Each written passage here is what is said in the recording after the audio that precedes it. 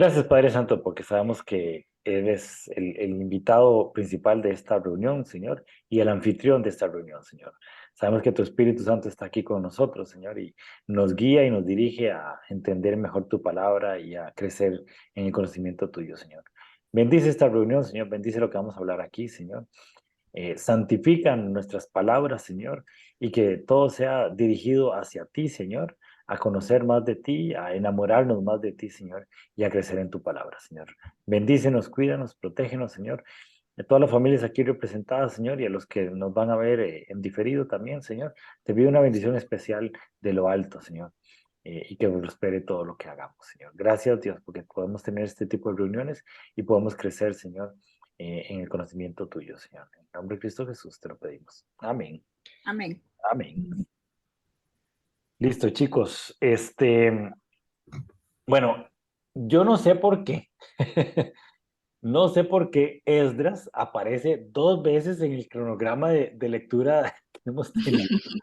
Esdras lo leímos en abril y ahora lo volvemos a leer ahora. No sé por qué, pero el oficial, y estaba viendo el cronograma, el oficial es de ahora, de noviembre. Pero en abril también habíamos leído Esdras. Entonces, esas son las cosas extrañas que pasan, pero bueno, yo estoy seguro que pasan por alguna razón. Había que Entonces, leerlo de nuevo, será. había que leerlo de nuevo. Ok, Teito, apúntese esto, que había que leerlo de nuevo. Y entonces, eh, obviamente no vamos a hacer un estudio de la estructura de Esdras porque eso ya lo hemos hecho hace unos meses, pero Esdras es un libro muy interesante porque, bueno, de hecho, en el calendario de lectura habla de Esdras 1 y Esdras 2, como que si fueran dos libros del mismo autor, Esdras. Pero en realidad en la Biblia lo tenemos como Esdras y Nehemías. Es una historia muy actual porque Esdras cuenta la historia de cuando el pueblo de Israel vuelve de la tierra prometida, vuelve a la tierra prometida, perdón, vuelve del exilio. Entonces resulta que empieza a aparecer en Esdras un personaje importantísimo para la historia del pueblo de Israel, que es el rey Ciro, que es un rey de Persa. Resulta que, si recuerdan la historia, eh, Israel fue conquistada por Babilonia. Los babilónicos no mataban a los pueblos, sino lo que hacían los de Babilonia era sacaban a los líderes, les enseñaban la cultura de Babilonia y de alguna manera los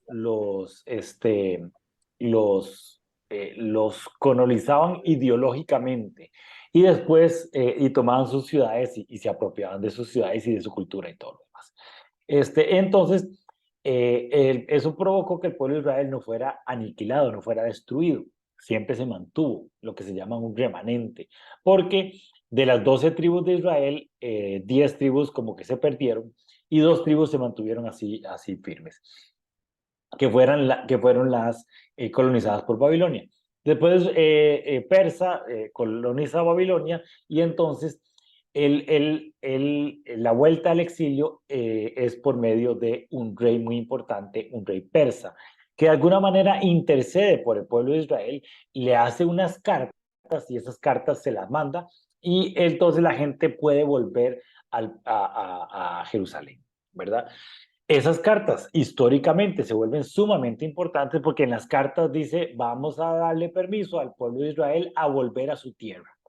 Entonces, de alguna manera queda claro que esa tierra le pertenece a Israel. Y ahora que están peleándose en toda toda la zona, el estrecho de Gaza, que los palestinos dicen, no, esa tierra es mía, eso nunca le ha pertenecido a ustedes, lo primero que hace el pueblo de Israel es, mire, aquí están las cartas de Ciro, que es persa antes de ustedes y que estaba diciendo que esa tierra es nuestra, ¿verdad? Entonces, históricamente se vuelve muy importante el libro de Esdras.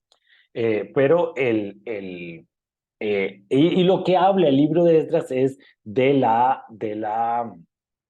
este, de la construcción de la tribu, perdón, de la construcción de la, ay, no puedo aquí, de la construcción del templo, primero, y después en la segunda parte del libro de Israel, el del libro de Esdras, habla sobre la reconstrucción del muro, que es el libro de Nehemías. Entonces son dos libros que hablan sobre la construcción y hablan sobre lo que es el volver a la tierra prometida de parte del pueblo de Israel.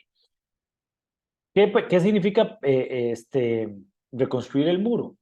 Reconstruir el pueblo de Israel, reconstruir el templo, de alguna manera era reconstruir la presencia que tiene de Dios en el pueblo de Israel. Y por eso es que quiero que hablemos sobre ese tema ahora, que es de la presencia, de cómo la presencia de Dios se ha manifestado alrededor de la historia, porque definitivamente en la Biblia habla mucho sobre la presencia, perdón, la presencia de Dios y cómo la presencia de Dios ha ido cambiando y cómo Dios ha ido cambiando su relación con nosotros a través de la historia.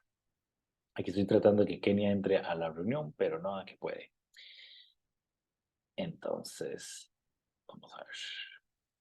Deme un toquecillo. Entonces, por eso el estudio se llama Viviendo en su presencia. El libro de Esdras, perdón, el constructor del templo. Es importante, este es el número, es importante entender qué significa la presencia de Dios y cómo ha evolucionado en la historia. ¿Ok? Entonces, la presencia de Dios es un tema fundamental en la Biblia y a lo largo de toda la Biblia, a lo largo de todas las escrituras, ha estado hablando y ha estado, se habla mucho sobre ese tema de la presencia de Dios. Y aquí hay varios versículos claves que quiero que los leamos. Primero en Génesis, Caro, si querés puedes leer Génesis 28, del 16 al 17. Y despertó Jacob de su sueño y dijo, ciertamente Jehová está en este lugar, y yo no lo sabía, y tuvo miedo, y dijo, cuán terrible es este lugar, no es otra cosa que casa de Dios y puerta del cielo. Es interesantísimo porque cuando uno habla de la presencia de Dios, de alguna manera uno tiene esa idea de ese lugar lindo, de ese lugar apacible, de ese lugar que me trae paz. Cuando uno entra a la iglesia o al templo, de alguna manera siente esa paz o busca sentir esa paz. Pero muchas veces el concepto de la presencia de Dios en la Biblia no habla de tanta paz. Y tal vez uno ahora cuando llega a la iglesia, de alguna manera va porque quiere estar ahí o que quiere estar en la presencia de Dios o lo que sea, pero Jacob tenía mucha culpa. ¿Recuerdan la historia de Jacob?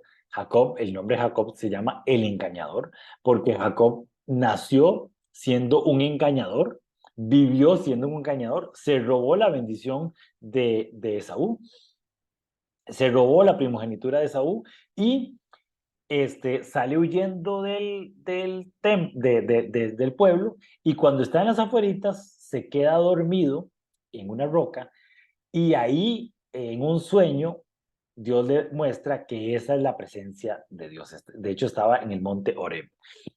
Y entonces como Jacob tenía tanta culpa, decía, es que este lugar es fatal, este lugar es terrible, porque aquí está Dios, ¿verdad? Y más bien le trae mucha angustia y mucha preocupación. Él se redime, su historia es una historia de redención, y después vuelve a ese lugar y ahí funda Betel, que es casa de Dios, que es Belén, en ese mismo lugar donde había tenido ese sueño. Y después podemos ver ahí que Teito, léete ahí Éxodo 33:14. Y le respondió, mi presencia irá contigo y te daré descanso. Entonces, cuando está formando el pueblo de Israel, porque Jacob, recuerden que es de los patriarcas, él era antes de que el pueblo de Israel se estuviera formando, ¿verdad? Primero Abraham, después Isaac, después Jacob. Ya cuando el pueblo de Israel está formado, entonces Dios empieza a tratarlo al pueblo de una manera diferente y ya ahora sí, empieza esa presencia a traer descanso y a traer alivio. Dios le promete a Moisés que lo iba a sacar de Egipto, pero que no iba a ser ni con las fuerzas de Moisés, ni con las fuerzas del pueblo, sino que él iba a acompañarlos durante el desierto para llevarlos a la tierra prometida. Entonces, la presencia de Dios aquí en la historia de Éxodo, y ahora vamos a leer bastante de Éxodo, es ese acompañamiento de Dios, esa guía de Dios y esa protección de Dios. ¿Ok? Kenita, si estás por ahí, léete Salmos 16:11, por favor.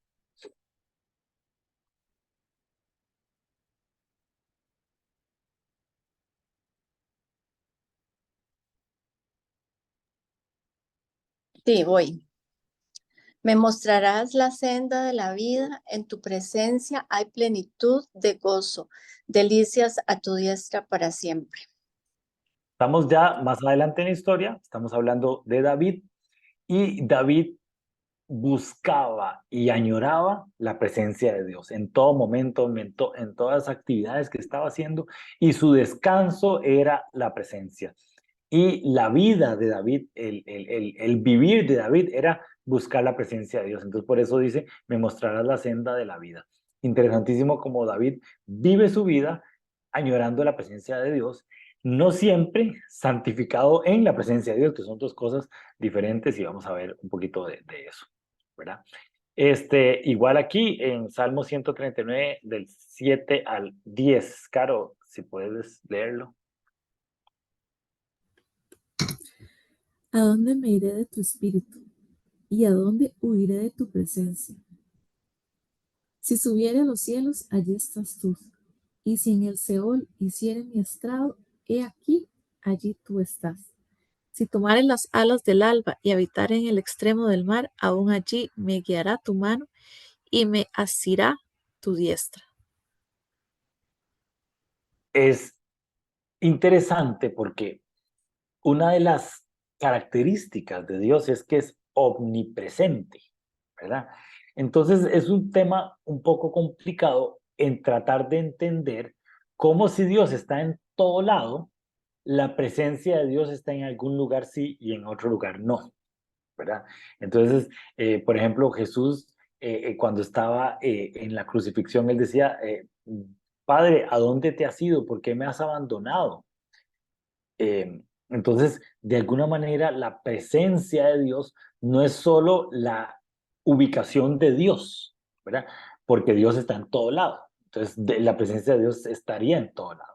Pero David lo que está hablando es de esa redención de Dios, de esa misericordia de Dios, de ese amor de Dios, donde dice, yo no puedo huir, yo no puedo salir de ningún lado porque ahí siempre está Dios buscándome y Dios tratando de que yo llegue, ¿verdad? Por más tortas que me jale, y David que se jalaba muchas tortas, ahí siempre va a estar la presencia de Dios y siempre va a estar Dios presente en todo lado, ¿verdad?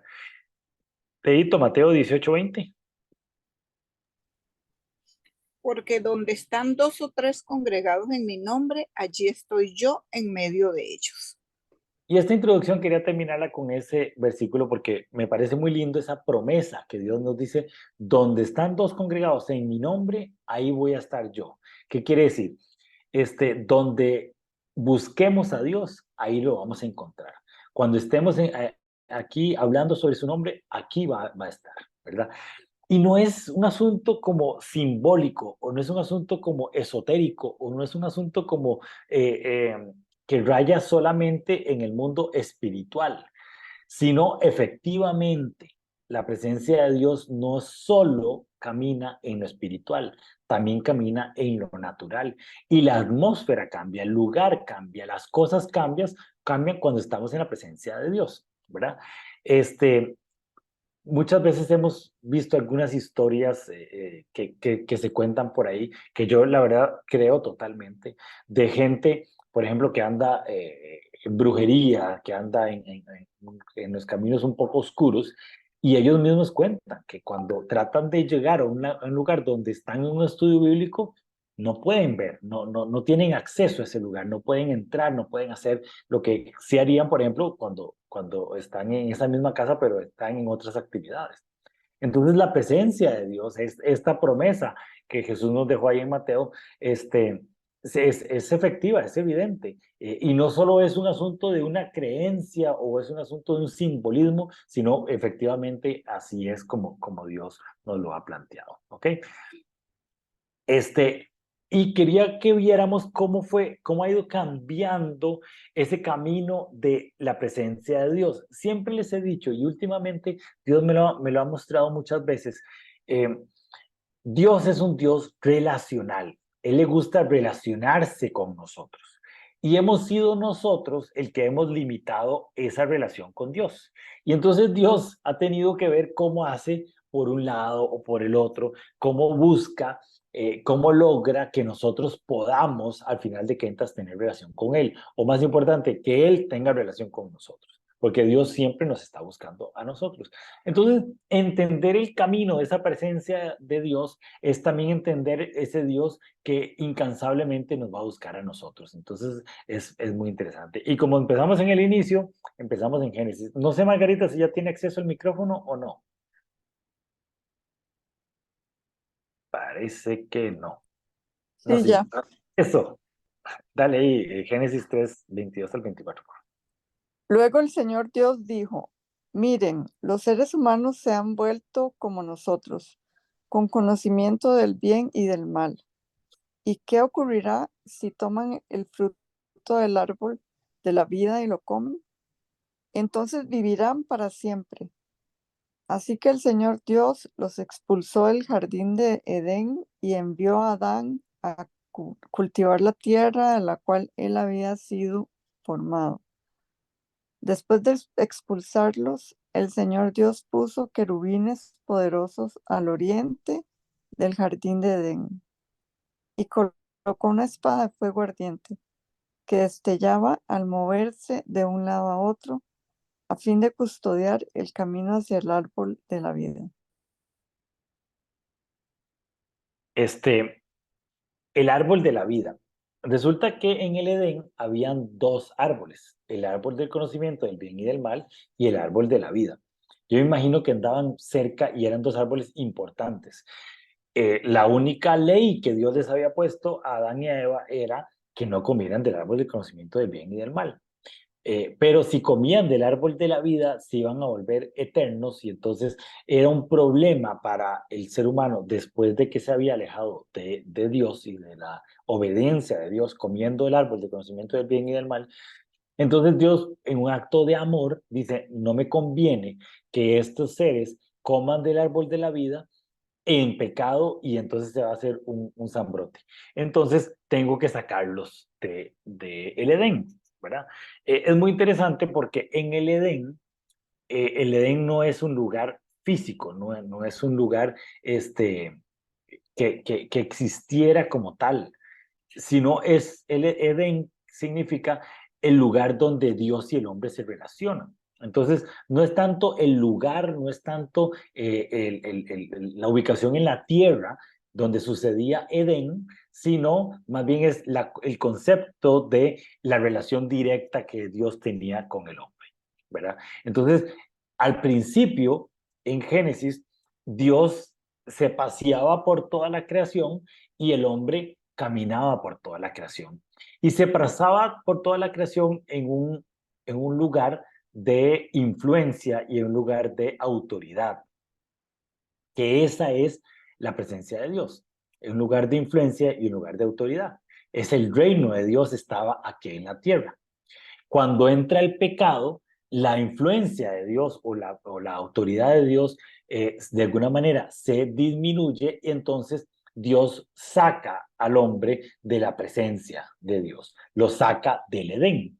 Y entonces ya el lugar donde está la tierra, donde está la creación, ya no esté ese lugar de presencia donde fluía libremente todo el reino de Dios. ¿Ok? Entonces lo saca y empieza a tener relación con Dios de acuerdo a ciertas reglas y de acuerdo a ciertas características, ¿verdad? Ahí en Éxodo, cuando ya Dios empieza a formar su pueblo, empezamos a ver en Génesis cómo él empieza a levantar personas, pero eran muy específicos y Dios llegaba y se manifestaba. De alguna manera, la presencia de Dios era contenida, ya sea en un objeto o era contenida ya sea en una persona, ¿verdad? Donde, por ejemplo, cuando está Abraham esperando a que quedara embarazada Sara, llega un hombre que era Dios, que es una clara alusión a Jesucristo, y en ese lugar, en ese hombre, estaba como contenida la presencia de Dios. Y ese hombre empieza a hablar con Abraham y le dice, dentro de un año usted va a quedar, van a tener un hijo. Y Sara se muere de risa y por eso Isaac se llama Isaac. ¿Ok? En Éxodo ya empezamos a ver cómo Dios empieza a tener una relación con su pueblo a través de una liturgia. Y vamos a ver un poquito esa historia de la liturgia. Kenita, si quieres lees ahí Éxodo 19, del 9 al 13. Sí. Luego el Señor le dijo a Moisés, yo me presentaré ante ti en una densa nube para que el pueblo pueda oírme cuando hable contigo. Así ellos siempre confiarán en ti. Moisés le dijo al Señor lo que el pueblo había dicho.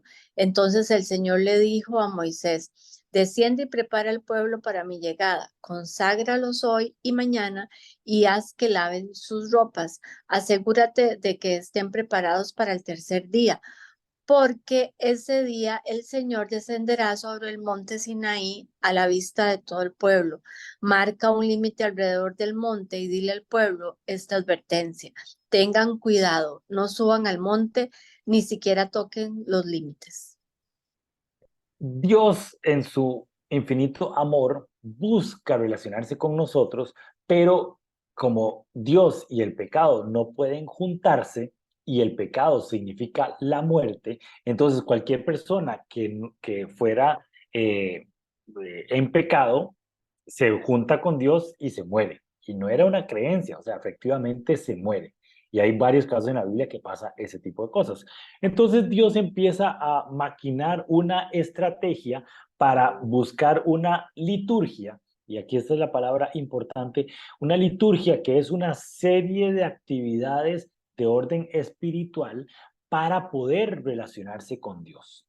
Y esa liturgia habla sobre la preparación de las personas para poder estar ante la presencia de Dios y que no vayan a morir. Entonces, en este caso, él dice, ok, yo voy a aparecer en el monte Sinaí. Otro nombre del monte Sinaí es el monte Horeb, que es ahí en el puro centro de la tierra prometida.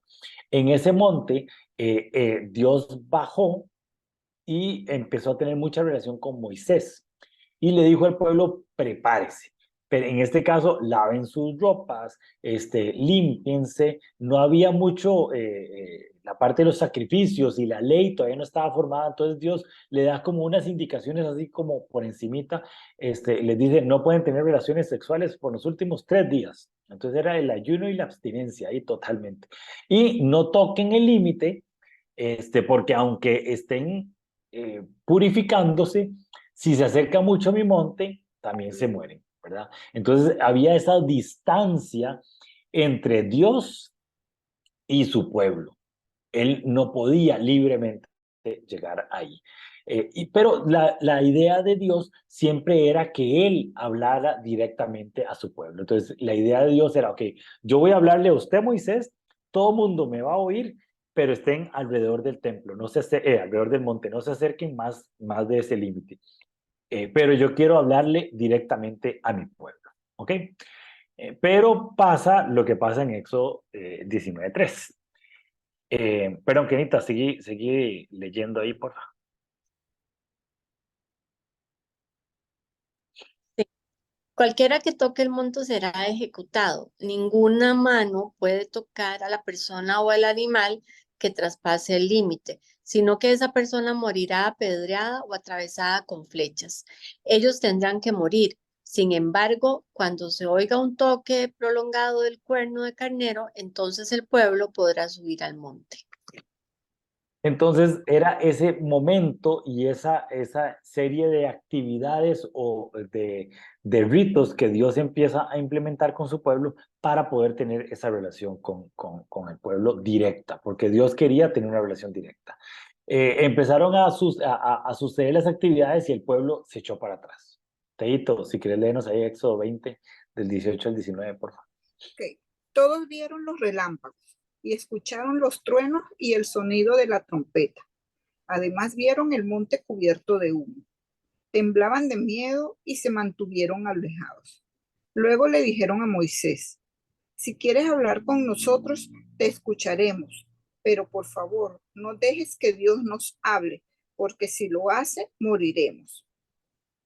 La idea de Dios siempre fue que nos hablara directamente a nosotros, a su pueblo, pero el pueblo, como toda esa, habían recibido todas esas instrucciones, estaban muertos de miedo. Dijeron, no, no, no, demasiadas cosas, demasiada liturgia. Hagamos una cosa, hable usted con Dios y después usted me cuenta mi historia. Entonces el hombre que históricamente siempre ha hecho eso, dijo, no, no, no, no, mi relación con Dios va a estar a cargo de esta persona. De alguna manera, me libero yo de responsabilidades y cualquier torta le echo la culpa a Moisés, ¿verdad? Si Moisés no pasó bien el mensaje, es culpa de Moisés. Si Moisés no actuó de la manera que tenía que actuar, entonces es culpa de Moisés, no es culpa mía. Entonces el pueblo decide poner un intercesor entre Dios y los hombres, que es Moisés. No era el plan original de Dios. Dios quería hablar directamente al pueblo, aunque inclusive la presencia de Dios podía matarlos. Él dijo, ok, vamos a hacer una cosa, voy a ponerme en un lugar para que todos me puedan ir, pero yo quiero tener esa relación con ustedes. El pueblo dijo que no. Entonces Moisés empieza a subir al monte y entonces ya lo único que oían era el escándalo, los truenos, pero ya Dios no le hablaba directamente al pueblo, sino le hablaba a Moisés y Moisés traía el mensaje como generalmente lo había hecho.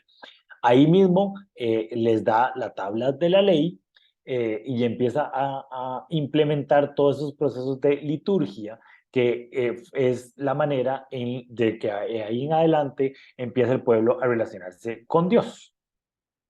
Y empezamos a ver ya propiamente la construcción del tabernáculo. ¿Cómo está, don Álvaro? Si quieren leer ahí, don Éxodo 40, del 1 al 4. ¿Quieres que me haya costado? No, en el compu no pude conectarme. Ahorita acabo de agarrar el teléfono y no tenía sonido.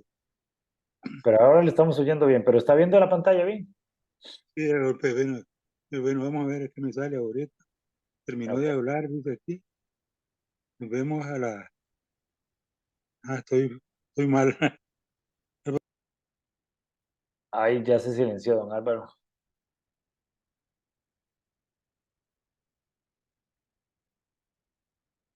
Ya se silenció, don Álvaro. Bueno, claro, ahora sí lo vimos. ¿Y ve la pantalla? Sí, pero la pantalla me dice, modo abandonar, dice. Su micrófono no está silenciado, su video está detenido. Ok, no, no, tranquilo. No, no, entonces, si quiere, ponga atención al estudio y ahí después podemos ver los temas técnicos. Caro, si quieres lees ahí Éxodo 40, el 1 al 4, por favor. Luego el Señor le dijo a Moisés: levanta el tabernáculo el primer día del nuevo año. Coloca dentro el arca del pacto y cuelga la cortina interior para encerrar el arca dentro del lugar santísimo. Luego manda traer la mesa y acomoda los utensilios sobre ella. Además, manda traer el candelabro e instala las lámparas. En Éxodo 20 empieza Dios a ponerle las tablas de la ley, después empieza a decirle cómo va a ser el lugar donde van a guardar las tablas y qué otros elementos van a ir en esas tablas y cómo voy a relacionarme yo con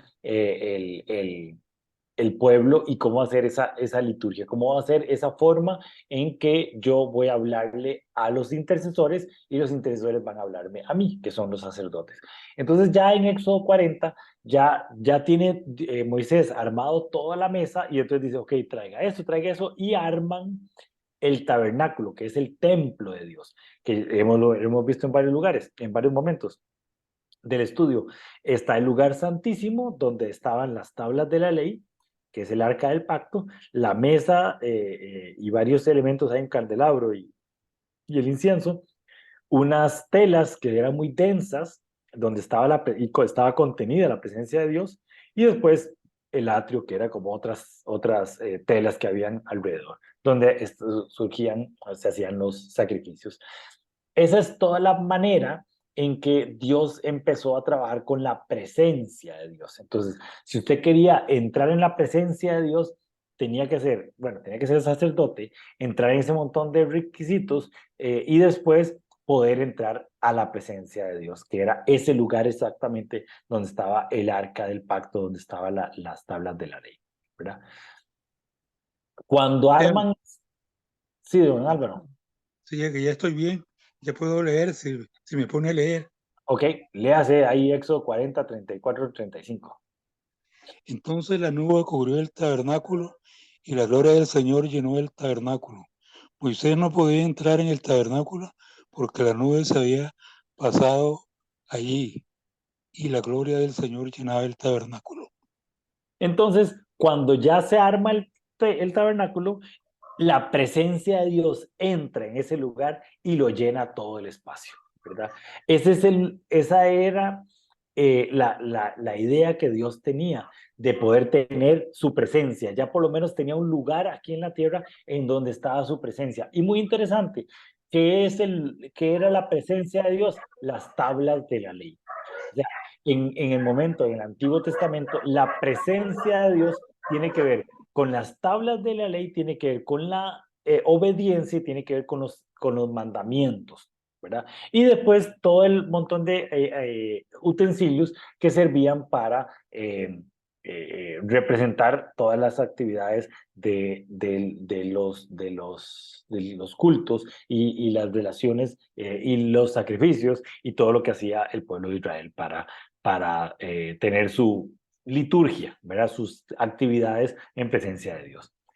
Ya recuerdan que ese templo, después cuando entran a la tierra prometida, lo logran armar ahí en Jerusalén. David tiene el deseo de construir el templo, Salomón lo logra construir y es un templo impresionante. Ahí estaba la presencia de Dios. Después ellos pierden la tierra prometida y entonces el templo es destruido. El primer templo, que era una cosa impresionante, es destruido. Y después, que es lo que estamos leyendo ahora en Esdras, empiezan y reconstruyen el templo. Un lugar muy importante porque era el lugar donde se relacionaba el pueblo de Dios con Dios, ¿verdad? Entonces, la reconstrucción del templo se vuelve sumamente importante porque ya ahora sí podían ellos tener su liturgia y su relación con Dios, ¿ok? Teito, si quieres leernos ahí Esdras 6, del 16 al 18. Los israelitas celebraron con mucha alegría la dedicación del templo de Dios. Los sacerdotes, los levitas y todos los que regresaron del cautiverio se unieron a la celebración. Para la dedicación del templo de Dios ofrecieron 100 toros, 200 carneros y 400 corderos.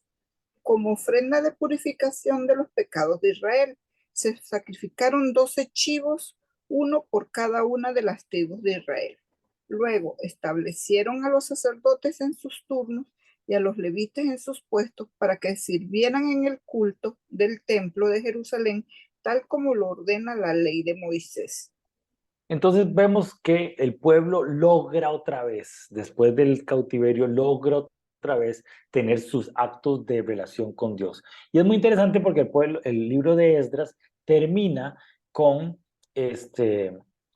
un acto de arrepentimiento de parte del pueblo. Otra vez, la ley decía una cosa, el pueblo de Israel, que se había perdido en la ley, empezó a hacer otro tipo de cosas y ellos, a través de la presencia de Dios, logran alinearse con los mandamientos de Dios y logran, en un acto de arrepentimiento, hacer un cambio en sus vidas. Así es como termina el libro de Esdras, perdón por el spoiler, y después empieza el libro de Nehemías. El libro de Nehemías habla es un evento que a mí siempre me ha causado mucha ternura entendiendo la liturgia del pueblo de Israel y entendiendo lo que le estaba pasando al pueblo. Kenita, si quieres lees ahí Nehemías 8, del 8 al 9.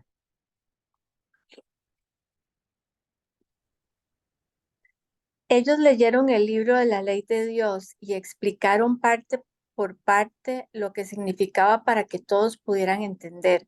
El gobernador Nehemías, el sacerdote y maestro Esdras y los levitas que estaban enseñando dijeron a todos: este día es sagrado para el Señor, su Dios. No lloren ni estén tristes. Esto lo decían porque todo el pueblo lloraba escuchando las palabras de Dios en la ley. Otra vez la ley se vuelve sumamente importante. Y el pueblo había pasado alrededor de 70 años en donde no podían leer la ley, donde no podían tener esa relación con Dios. Entonces por eso ellos estaban llorando y estaban extasiados de ese momento que lograban ellos después de tanto tiempo poder escuchar la ley, poder escuchar la palabra de Dios y poder estar en la presencia de Dios. Aunque metidos dentro de toda esa liturgia que el pueblo de Dios había tenido que entrar a causa del pecado y a causa de todo lo que habían estado viviendo, ¿verdad? Entonces, en este momento de la historia es en la que estamos viendo Esdras. Pero, ¿qué pasó después? Cuando vino Jesús, cambió toda esa liturgia. Y yo creo que esta es la parte más importante. Entender la presencia de Dios en el Antiguo Testamento tiene que pasar por el filtro de Jesús para que nosotros entendamos la presencia de Dios en el Nuevo Testamento y cómo se debería hacer nuestra vida y cómo es lo que nosotros vivimos ahora que Jesús hizo lo que vino a hacer. Entonces, Margarita, si quieres leernos ahí Mateo 27, 50 y 51.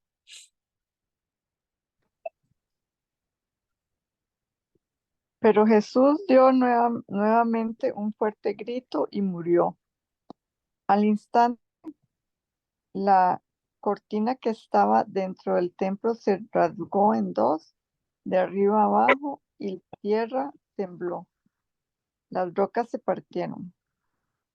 Entonces, vemos cómo cuando Jesús muere, su acto de sacrificio se vuelve un acto universal y entonces ya el pueblo de Israel no tiene que seguir haciendo los sacrificios una y otra vez porque ya Cristo había hecho su sacrificio perfecto, ya Él había muerto por nuestros pecados. Entonces, eh, la cortina que separaba el lugar santo del lugar santísimo se rasga en dos, de arriba a abajo. Dios dice, ya no ocupo esa cortina, ya puedo yo liberarme de este espacio que me tenía constricto, que me tenía aquí amarrado, y yo ya puedo andar libremente porque el sacrificio perfecto ya fue logrado por Jesús. Entonces, en el Nuevo Testamento ya no hablamos de que la presencia de Dios está contenida solamente en un espacio, sino la presencia de Dios está en todo lado, ¿verdad? ¿Qué quiere decir que la presencia de Dios está en todo lado? Que ya tenemos acceso, por medio del Espíritu Santo, tenemos acceso a Dios. Antes no teníamos acceso a Dios. Antes de que Cristo muriera por nosotros, para poder tener acceso a Dios, teníamos que ir a un lugar, hacer una serie de actividades y llegar a poder tener esa relación con Dios. Ahora con Cristo, después de que Cristo hizo su sacrificio, ya nosotros no tenemos que ir a un lugar a buscar de la presencia de Dios. Donde quiera que estemos, ahí está la presencia de Dios, ahí está su influencia, ahí está su ley, ahí está su misericordia, ahí está su amor. Todo lo que Dios significa, ahí está en nosotros para que podamos recibir acceso.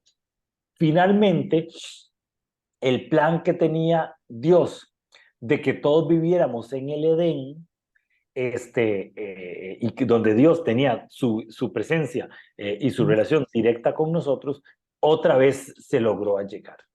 El árbol de la vida, que es Jesús, otra vez está accesible a nosotros.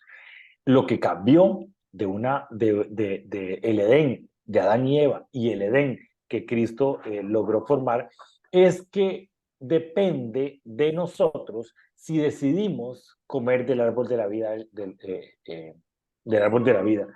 La decisión ahora es de nosotros. ¿Por qué? Porque en el momento que Adán y Eva comieron del árbol del conocimiento del bien y del mal, entonces ya ellos tienen la voluntad de decidir lo que está bien y lo que está mal.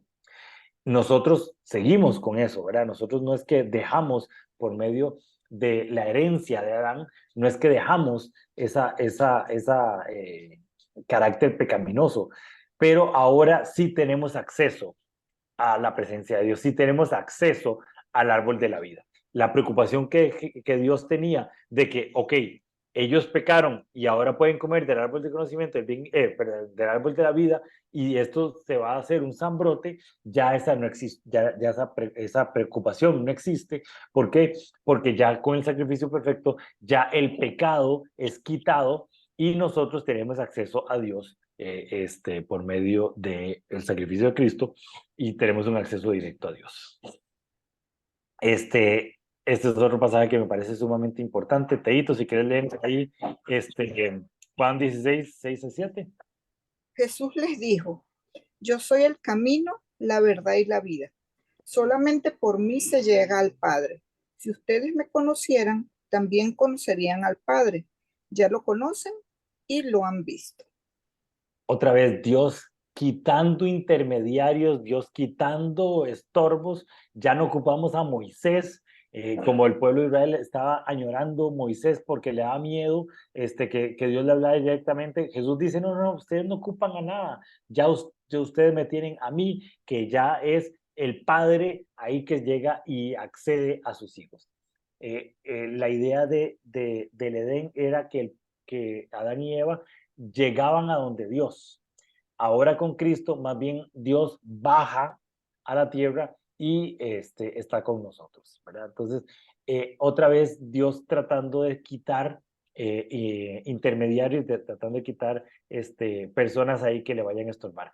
Y el ser humano sigue metiendo personas, sigue metiendo cosas. No, es que a usted sí lo oyen cuando ora. Entonces usted podría orar por mí para tal y tal cosa.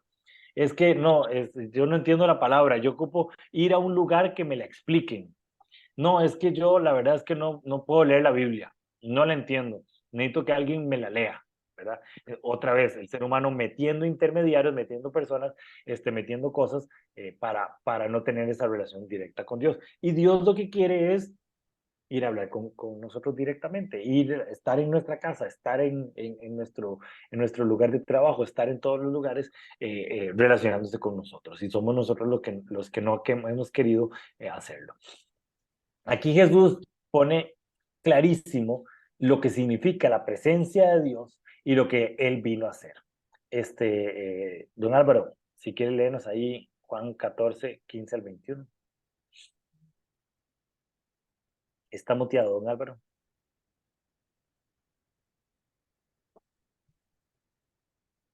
Todavía, ahora sí. Ahí está. Ahí. Ahora sí. ¿Está bien? Sí. Si me aman, obedecerán mis mandamientos. Le pediré al Padre y le dará otro consejero para que éste esté siempre con ustedes. El consejero es el Espíritu de la verdad. El mundo no lo puede recibir porque no lo ve ni lo conoce. Ustedes lo conocen porque vive con ustedes y estará en ustedes. No los dejaré huérfanos, volveré a ustedes. Dentro de poco el mundo no me verá más, pero ustedes me verán. Ustedes vivirán porque yo vivo. Ese día ustedes sabrán que yo estoy en el Padre y que ustedes están en mí y yo en ustedes. El que realmente me ama conoce mis mandamientos y los obedece.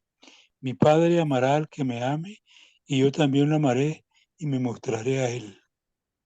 Me encanta porque Jesús habla sobre el Espíritu Santo y lo primero que dice es, si me aman, obedecen mis mandamientos. Otra vez, la presencia de Dios en el Antiguo Testamento estaba donde estaban las tablas de la ley, los mandamientos de Dios, las ordenanzas de Dios. Entonces, la presencia de Dios es el lugar en donde Dios es influencia Cuando Jesús dijo, venga a nosotros tu reino, traiga el reino de los cielos aquí en la tierra, yo quiero que mi reino venga aquí a la tierra, lo que está diciendo es, yo quiero un lugar donde se hagan las cosas como a mí me gusta que se hagan las cosas, donde el rey es verdaderamente el rey y él gobierna y tiene autoridad sobre ese lugar. Cuando nosotros le decimos, Dios, que tu presencia inunde mi casa, lo que estamos pidiendo es que lo que suceda en mi casa sea de acuerdo a las ordenanzas y los mandamientos de Dios. Que lo que suceda en mi casa sea de acuerdo a lo que Dios pide. Y lo que Dios pide tiene que ver con la obediencia y los mandamientos, pero también tiene que ver con los beneficios de la bendición y la prosperidad. Entonces, traer el reino de los cielos aquí en la tierra y llevarlo a nuestra oficina, llevarlo a nuestra casa, llevarlo a nuestra familia, llevarlo a nuestros hijos, no es que la omnipresencia de Dios la restringimos a un solo lugar, no, es traer el reino de los cielos aquí en la tierra. Y con la obra de Jesús ya eso lo podemos hacer libremente donde quiera que sea y lo único que ocupamos es el Espíritu Santo. Y el Espíritu Santo es el que nos va a ayudar a acercarnos al Padre, acercarnos al Hijo, acercarnos a su ley y a sus mandamientos y a orientarnos en qué es lo que tenemos que hacer para efectivamente traer el reino de los cielos aquí en la tierra. Entonces ahora el Espíritu Santo es lo mismo que antes era ese arca del pacto, el lugar donde estaban las tablas de la ley. Pero ahora el Espíritu Santo ya no es en un lugar, no es en un espacio, no es en un objeto, es en todo lo que está en todo lo que dejamos nosotros que logre tener influencia. Margarita, si quieren leernos 1 Corintios 9 al 17.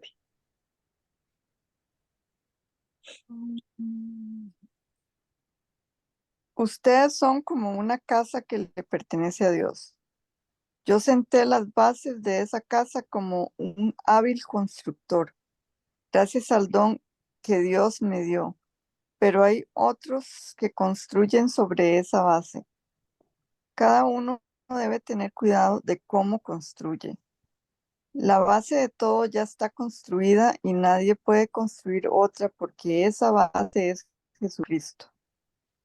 Algunos construyen sobre esa base con oro, plata, piedras preciosas, madera, cañas o paja. Pero en ese día, el trabajo de cada uno se dará a conocer como realmente es. Ese día habrá fuego para poner a prueba su trabajo y para demostrar la calidad de lo que cada cual ha hecho. Siga ahí. Si lo que alguien construyó resiste al fuego, ese constructor recibirá su recompensa. Si su construcción se quema, sufrirá pérdidas. Él se salvará, pero como alguien que escapa de un fuego. Ustedes deberían saber que son el templo de Dios y el Espíritu de Dios vive en ustedes. Aquel que destruya el templo de Dios será destruido por Dios. El templo de Dios es santo, por eso ustedes también son santos. Cuando nosotros invitamos al Espíritu Santo a que venga a nuestra vida, cuando hacemos que Jesús sea nuestro Señor por medio de la oración de fe, que uno recibe al Espíritu Santo, entonces ya el Espíritu Santo empieza a vivir en mi vida, en mi cuerpo, y entonces mi cuerpo se vuelve templo del Espíritu Santo. Ya es ese lugar donde el lugar santo y el lugar santísimo, donde se habla de la ley y toda lo que Dios nos había enseñado en el Antiguo Testamento, ahora todo eso sucede dentro de mi cuerpo. Y lo que Pablo le está diciendo a los corintios es que al igual como un templo, usted tiene que ir construyéndolo, igual nuestra vida y nuestra relación con Dios tenemos que irla construyendo. Ya la base está, ya el Espíritu Santo está, ya Jesús hizo lo que tenía que hacer, pero ahora nos toca a nosotros construir. Y eso que nosotros construyamos va a ser probado en el fuego y si se va a quemar o si no se va a quemar, esto es esa simbología de que si mi vida va a ser acorde a esa relación del Espíritu Santo. ¿Qué es vivir acorde? vivir en la misericordia de Dios, vivir en el perdón de Dios, pero vivir también bajo los dones del Espíritu Santo, vivir bajo las enseñanzas de Dios, y como Jesús decía ahí en Mateo, el que me ama obedece mis mandatos. Entonces, ahora somos templo del Espíritu Santo y el Espíritu Santo está en nosotros. La presencia de Dios está en nosotros. Cuando nosotros entramos a un lugar, ese ambiente totalmente cambia. Cuando un cristiano entra a una oficina, el ambiente en esa oficina cambia. Cuando una persona que camina bajo los caminos de Dios entra a un lugar, está metida en un proyecto, está sembrando, toda esa cosecha está permeada por la presencia del Espíritu Santo. Todo eso y todas las bendiciones y beneficios que recibe la creación por medio de que nosotros, como templo del Espíritu Santo, entramos a un lugar o entramos a un proyecto. Pero ¿qué nos toca hacer a nosotros? Ya Jesús hizo toda la historia, Dios nos contó toda la historia, ya Jesús hizo lo que él le tocaba hacer, y ahora a nosotros, ¿qué es lo que nos toca hacer? Claro, si quieres leernos ahí Efesios 4 del 17 al 24.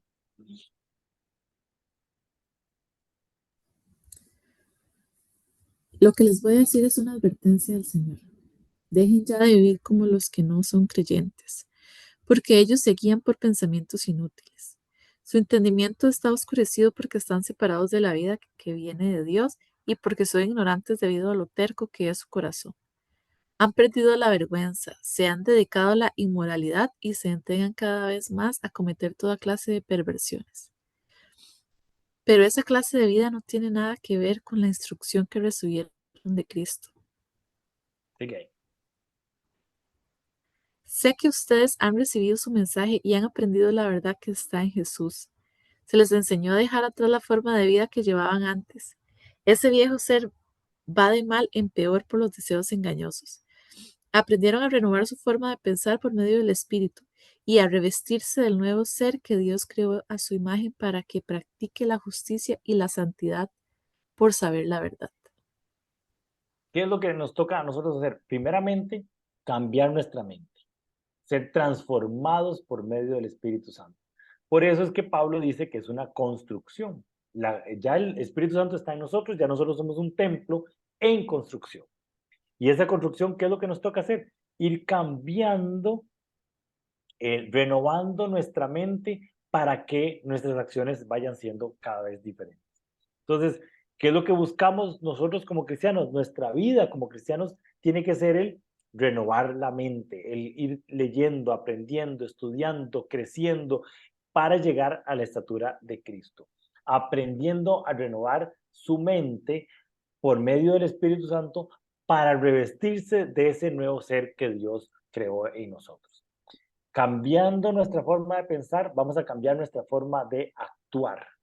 Y entonces, lo importante no es que nosotros cambiemos nuestras acciones, no es que hagamos cosas de cristianos, no es que antes no íbamos a la iglesia y ahora sí vamos, no es que antes no íbamos a un estudio bíblico y ahora sí vamos, no es que antes no leíamos la palabra y ahora sí lo leemos, no, no es cambiar las acciones, es cambiar nuestra mente, y cuando cambiamos nuestra mente vamos a cambiar nuestras acciones. Pero lo importante y lo que pide Jesús, y aquí Pablo se lo dice a Efesio, a la iglesia de Éfeso, es cambien su manera de pensar. Y la otra, que nos toca hacer, creo que es importantísimo. Teito, léenos ahí Efesios 4, del 29 al 32. Sino palabras que ayuden y animen a los demás, para que lo que hablen le haga bien a quien los escuche. No hagan poner triste al Espíritu Santo, quien es la garantía para su completa liberación en el día señalado. Quítense de ustedes toda amargura, ira y enojo, gritos, calumnias y malicia. Sean amables y considerados unos con otros, y perdónense como Dios los ha perdonado a través de Cristo. El versículo clave aquí es: no hagan poner triste al Espíritu Santo. Es una manera muy interesante de ponerla. En otras versiones dice: no constrictéis al Espíritu. ¿Qué significa? Okay. Dios actúa siempre por medio de la libertad. Cualquier acto que nosotros veamos que no tiene libertad en su ser no viene de parte de Dios.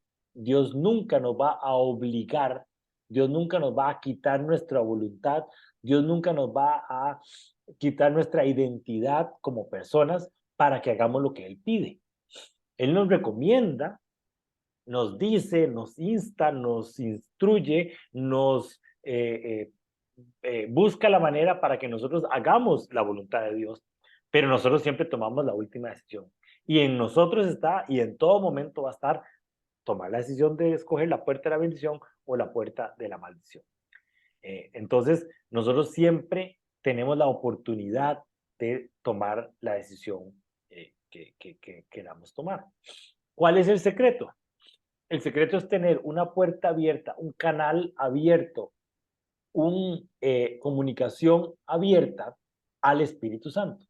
Porque lo que sí podemos hacer es que el Espíritu Santo tenga su canal de comunicación tan abierto con nosotros que nosotros oigamos el grito cuando el Espíritu Santo está diciendo, no, ¿qué va a hacer? No haga eso, haga esto otro, ¿verdad? Cuando uno va a hacer algo que no necesariamente es el pecado, ¿verdad? También pueden tomar otro tipo de decisiones, ¿verdad? Pero obviamente cuando el pecado sí, el angelito blanco y el angelito rojo, ¿verdad? El angelito rojo empieza a hablar cada vez menos y el angelito blanco más grande. ¿Por qué? Porque el Espíritu Santo cada vez más fuerte habla hacia nosotros. Y también a tomar decisiones. Por ejemplo, yo voy a hacer un negocio y quiero meter a un inversionista y en eso digo, hay algo que me dice que no. No es que esa persona sea mala, es simplemente el Espíritu Santo me está diciendo, no haga eso, yo quiero que usted vaya por acá.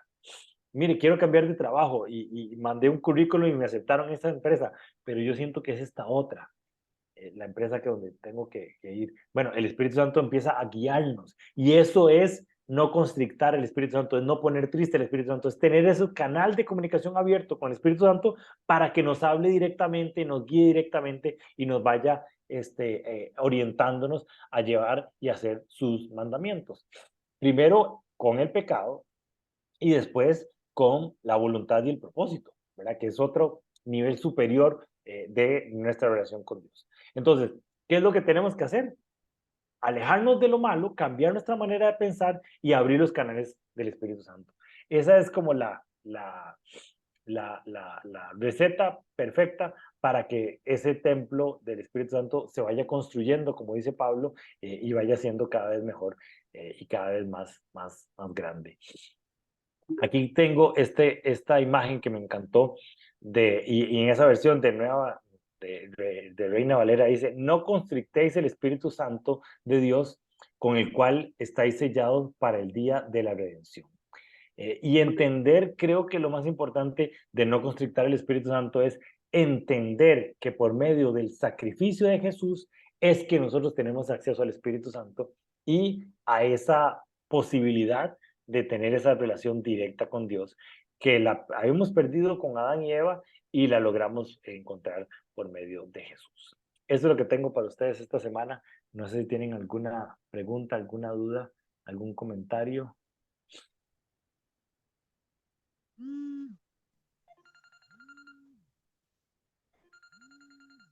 Todo bien, entonces. Bueno,